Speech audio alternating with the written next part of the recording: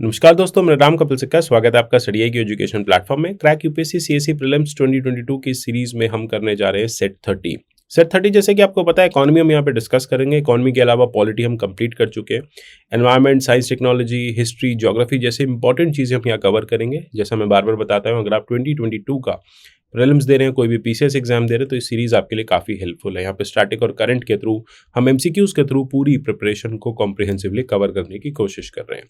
आप मेरे इस वीडियो के PDF @कपिल लाइव से ले सकते हैं। आप मुझे @कपिल से का ट्विटर हैंडल पे भी फॉलो कर सकते हैं। शुरू करते हैं। 306 305 क्वेश्चन हम कर चुके हैं।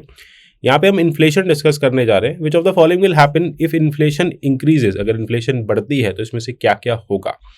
लेंडर्स जो है, मतलब जो लोग लोन देते हैं, वो सफ़र करेंगे। बोरोवर जो है उनको बेनिफिट होगा। करेंसी जो है इकोनॉमी की, वो अप्रिशिएट करेगी। टैक्स पेयर जो है वो सफ़र करेंगे, paying direct and indirect taxes. आपको बताना है क्या इसमें से सही है। देखिए, सबसे पहली चीज़ मैं आपको बताऊं कि जब भी इन्फ्लेशन होता है तो जो लेंडर होता है, जिसने लोन दिया होता है, उसको काफ़ी ज़्यादा लॉसेज होते हैं। क्योंकि लेटेस्ट से अगर एक साल में वो 7% इंटरेस्ट अर्न कर रहा है और साल भर में 8% इन्फ्लेशन हो गई, तो उसके रुपए की वैल्यू तो वैसे भी 8% कम हो गई। तो इनफैक्ट उसको 1% अपनी जेब से ही बेयर करना पड़ रहा है वैल्यू के कॉन्सेप्ट में। आपको याद होगा कि इन्फ्लेशन क्या करता है। इन्फ्लेशन आपके मनी की वैल्यू को डिक्रीज करता है। 100 रुपये ही रहते हैं, लेकिन 100 रुपये में आने वाली जो चीज़ें हैं, जो सामान हैं, जो उत्पाद हैं, वो कम हो जाते हैं, है ना। जो भी आप चीज़ें खरीदते हैं वो कम हो जाती है 100 रुपये में। जैसे पहले आप कहते थे कि 100 रुपये में मैं ये सारी चीज़ें अपने किचन के लिए ला सकता था। अगर हम किचन की बात करें, किचन एसेंशियल्स की बात करें, आज आप कहते हैं कि हम इतना कम सामान ला पाते हैं। तो सिमिलर सी बात है, लेंडर्स जो है वो सफ़र करेंगे, बोरोवर्स को बेनिफिट होगा। भाई, जिसने लोन लिया है उसको जो भी इंटरेस्ट देना पड़ रहा है, उतना ही पैसा यहाँ पे सेट ऑफ हो रहा है मनी की वैल्यू के।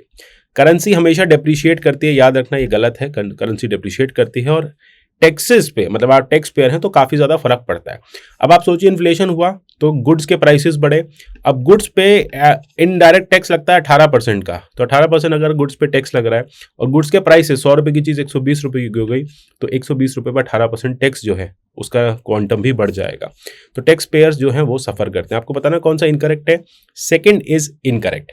ठीक है, आशा करता हूँ क्लियर हो गया होगा। 307 की तरफ चलते हैं, in which there is a price rise. Latest एक फिनोमिनन है जहाँ पे प्राइस राइज है। अब वहाँ पे एक जो स्मॉल ग्रुप ऑफ कमोडिटीज़ है, सस्टेन पीरियड ऑफ टाइम के लिए उसके प्राइसेस बढ़ते जा रहे हैं। एक कुछ ही कमोडिटीज़ के प्राइसेस बढ़ रहे हैं, सबके नहीं बढ़ रहे। मतलब महंगाई जो है वो सब जगह नहीं हो रही, कुछ ही जगह पे आपको देखने को मिल रही है।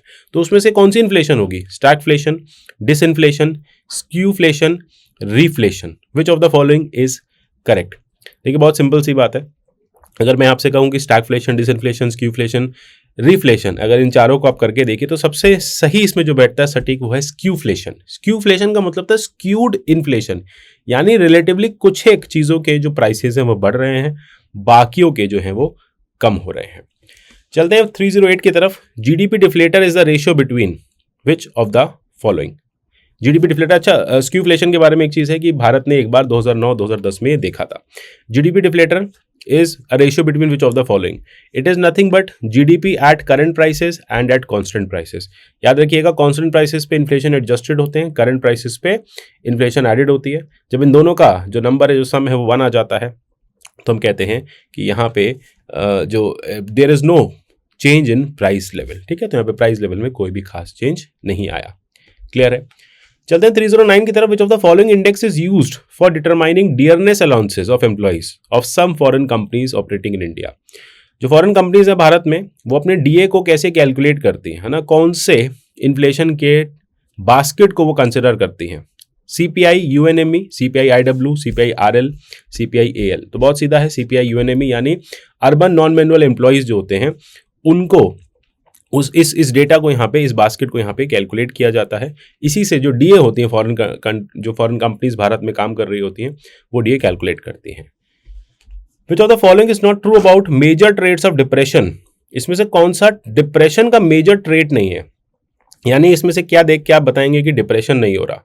Extremely low aggregate demand in economy causes activities to decelerate economy employment avenue start shrinking forcing employment rate to grow fast. देखिए, याद रखिए, डिमांड जो है, अगर लेटर से एक्सट्रीमली लो एग्रीगेट डिमांड है इकोनॉमी में, उससे क्या हो रहा है कि जो एक्टिविटीज़ है वो कम हो रही है। सो ऑब्वियस सी बात है, डिप्रेशन है। Demand is equals to depression, अगर low demand is equals to depression only, fall in demand is equals to depression only, employment avenue start shrinking, force in unemployment rate to grow fast, ये भी बिल्कुल depression है कि unemployment बढ़ रही है, market forces mismatch and tend to create situation where inflation started going upward, याद रखिएगा हमें बात करनी है डिप्रेशन की, तो फिर इन्फ्लेशन कैसे हो जाएगा, ठीक है, to keep business going, production house go force labour cuts और रिट्रेंचमेंट, बिल्कुल डी भी यहाँ पे सही नहीं बैठता, यानी अगर हम सी देखेंगे तो वो डिप्रेशन का साइन नहीं है, आपको डिप्रेशन के साइंस बताने, सी क्या है, बूमिंग इकोनॉमी का साइन है। Under which of the following circumstances में कैपिटल गेन्स अराइज, इसमें से किस में कैपिटल गेन्स जो हैं वो अराइज होते हैं, when there is an increase in the sales of product, when there is a natural increase in the value of property owned, when you purchase a painting and there is a growth in its value due to increase in popularity, ठीक है। Capital gains की बात हो रही है, याद रखिए कि कैपिटल गेन्स यूजुअली प्रॉपर्टी या फिर कोई भी ऐसे एसेट पे ही मिलता है, अगर प्रोडक्ट का सेल्स बढ़ रहा है तो वो कैपिटल गेन्स नहीं मिलेगा, मतलब प्रॉफिट गेन्स होंगे। नेचुरली अगर आपके प्रॉपर्टी के प्राइसेस बढ़ रहे हैं तो आपको जो भी प्रॉफिट हुआ है वो कैपिटल गेन्स होगा। लेटस से आपने कोई पेंटिंग खरीदी हुई थी और उसके बाद उसकी वैल्यू जो है उसकी पॉपुलैरिटी की वजह से बढ़ गई, तो आप जब बेचेंगे तो आपने एक कैपिटल गेन उस पर अर्न किया। अब आपको बताना कौन सा इसमें से कैपिटल गेन का केस है, तो B 2 and 3 are the cases of capital gains. Capital gains मतलब कोई भी एसेट्स, कोई आपने एसेट खरीदा है, रातों रात उसके दाम बढ़ गए, पड़े उसके दाम बढ़ गए, तो उसको हम कहते हैं उस पर आपने कैपिटल गेन अर्न किया। कंसिडर फॉलोइंग फॉर्मूले regarding cash reserve ratio, CRR के बारे में चर्चा करनी है। RBI page bank and interest income on their CRR, RBI जो है वो सीआरआर पे एक इंटरेस्ट इनकम देती है। It is possible for RBI to fix CRR below 3% also, आपको याद होगा सीआरआर पे कोई इंटरेस्ट नहीं दिया जाता, बहुत पहले दिया जाता था सीआरआर पे। कैश रिजर्व रेशियो, ये वो रिजर्व रेशियो होता है जो बैंक्स को आरबीआई नॉर्म्स के अकॉर्डिंग रखना होता है, इस पर कोई इंटरेस्ट नहीं मिलता। जो भी पैसा सीआरआर में रखा जाता है, आप मुझे कमेंट सेक्शन में बताओ इस समय क्या सीआरआर है, ये चेंज होता रहता है क्वार्टरली बेसिस पे। सीआरआर 3% से नीचे भी जा सकता है, सेकंड करेक्ट है, फर्स्ट इनकरेक्ट है, सिंपल सी बात है। With regard to reverse repo rate, consider the following, LF की बात कर रहे हैं हम यहाँ पे। It is the rate of interest RBI pays to his client who offer long term loan, याद रखिए मैंने आपसे यहाँ पे टर्म यूज किया liquidity adjustment facility. Liquidity adjustment facility हमेशा शॉर्ट टर्म होती है, तो 1 is incorrect. It is a reverse of repo rate, it is a reverse of the repo rate and was started as a part of LAF by central government. आपको पता होगा life कौन लाया था, life लाया था आरबीआई, तो RBI का लैफ से लेना देना होता है, सेंट्रल गवर्नमेंट का कोई लेना देना नहीं होता, तो दोनों ही यहाँ पे इनकरेक्ट हैं।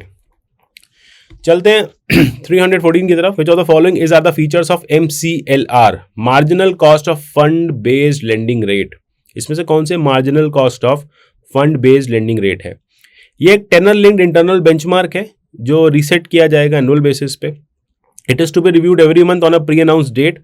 Actual lending rates will be fixed by adding spread to MCLR। आपको बताना है कौन कौन से फीचर्स है MCLR के। देखो MCLR होता क्या है, जब आप कोई भी लोन परचेज करते हो तो उसमें जो इंटरेस्ट आपको देना होता है वो MCLR के बेसिस पे कैलकुलेट किया जाता है, marginal cost of funds based lending rate. अब ये टेनर लिंक होता है, यहाँ पे इसको मंथली बेसिस पे रिव्यू किया जाता है, आपकी जो EMI है क्योंकि वो मंथली कटती है, और एक्चुअल लेंडिंग रेट जो होते हैं वो MCLR में एक स्प्रेड जोड़ के, स्प्रेड का मतलब कितना खर्चा बैंक को देना पड़ेगा, कॉस्ट ऑफ बैंक लोन क्या है, फिर लोन देने की कॉस्ट क्या है, बैंक के ऑपरेशंस की कॉस्ट क्या है, ये सब कैलकुलेट करके दिया जाता है। तो D is the correct answer. Clear है? अगर रिफ्लेशन की बात कर रहे हैं तो गवर्नमेंट क्या करेगी, ठीक है, गवर्नमेंट को रिफ्लेशन करना है, वापस से महंगाई बढ़ानी है, क्या करेगी? सरकारी खर्चे बढ़ाएगी, टैक्सेस कम करेगी, लोगों के हाथ में पैसा ज्यादा आएगा, और इंटरेस्ट रेट कम करेगी क्योंकि उससे लोग बोरोइंग बढ़ाएंगे। बात तीनों सही है, तीनों ही यहाँ पे रिफ्लेशन का एक मेजर है।